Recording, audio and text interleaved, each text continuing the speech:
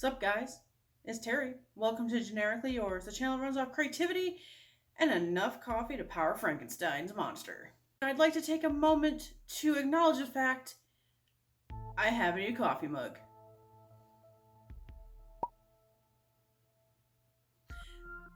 Thanks, boy. She had to make sure I had a new mug for spooky season. Well guys, today's day 2. If you'd like to play catch up, quick and easy version, I found this, thought it was amazing. Figured I'd pop open each day one by one and draw whatever character came out. Day 1 was Freddy Krueger. Make sure you go back and watch that one. That one was fun. And if you did watch day 1, you realize that I already popped open day 2 because I was impatient and could not wait. So let's reveal what day 2 is, shall we? When I first popped open day 2, I saw black spiky hair. And the first thought I had was, Elvira? But it wasn't Elvira. It was Lydia Deetz from Beetlejuice in her red wedding dress. This threw me off guard a little bit. I thought for sure they were going to all be the villains of horror movies or Halloween movies. I was not expecting her. I'm happy to see her, don't get me wrong, she's fun, but it threw me off because now I'm thinking, are they not going to all be the villain? What else is going to be in there? And is my hope for being able to draw Audrey 2 out the window? Is it going to be Seymour or Audrey I'm drawing? We'll face that day when it comes. Please just send some spooky good vibes my way that it is in fact going to be Audrey 2. Please, Halloween gods, please. But let's go ahead and draw Lydia. When I started this 13-day project, I told myself that no matter what character came out of what day, that I would allow myself to draw it in whichever style I felt suited it. And seeing as Lydia was Tim Burton, I wanted to try to incorporate that a little bit. So I made sure to do the wide eyes, circles around the eyes, the long neck. I figured if I could at least get close. I was debating too on whether or not to put her in her more gothy look that she has for most of the movie, or to just go ahead and do the red dress like the pop figure had on. And I thought, you know what? You don't get to really see too much of the red dress in the movie, sadly. It's a gorgeous costume. It really is. I had to look up pictures of it online, and it actually has embroidery up by the neck. And even though it's layered red tulle, there's a lot of detail in that thing. And I thought, I can't not do the red dress. She's only seen in it for a short part of the movie, but it's such a good costume, I really want to draw this thing. So I did my best to do it justice. I had 2 shades of red to work with that looked semi-decent together.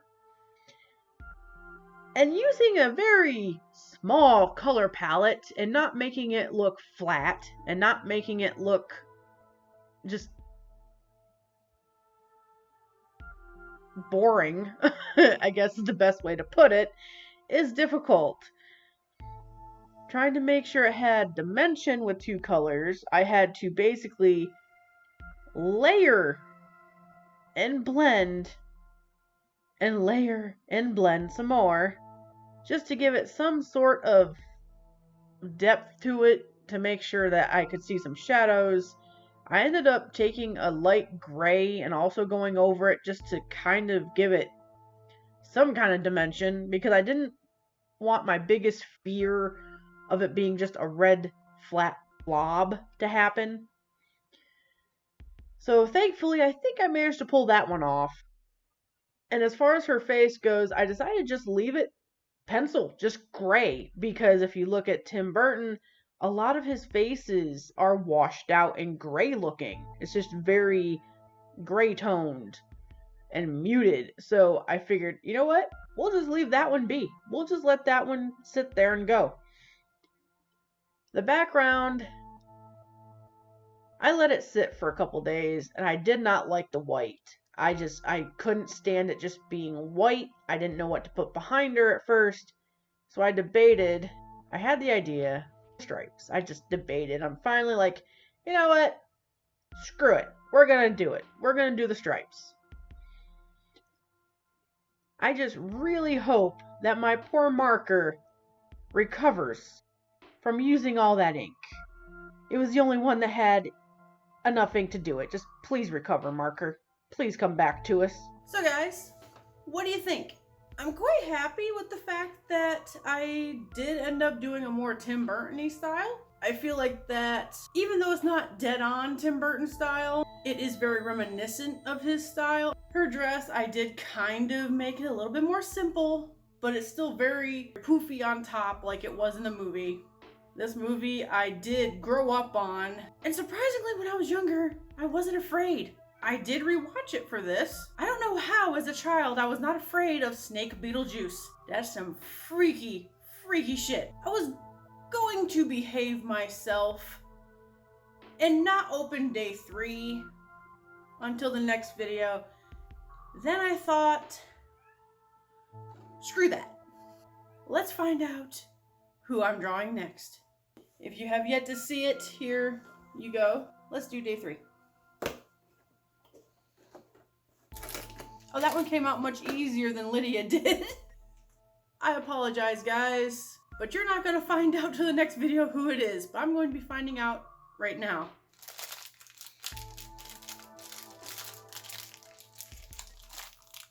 And again, it's fighting me every step of the way. Hold, please.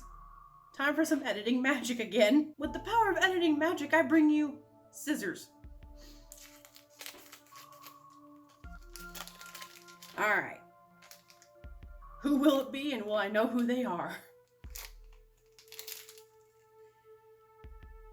Crap. Well, guys, it's the end of the video. Hope you enjoyed your stay. Make sure to watch the previous one for Freddy if you missed it. Make sure to stay tuned and hit that notification bell for the next one. I'm dreading it. And no more hints than that other than I'm dreading it. Hit subscribe if you haven't already. A lot of you guys have watched my videos and have not subscribed yet, so please help keep this dream alive and hit that subscribe button. While you're at it, slap a like on it. See you in the next one.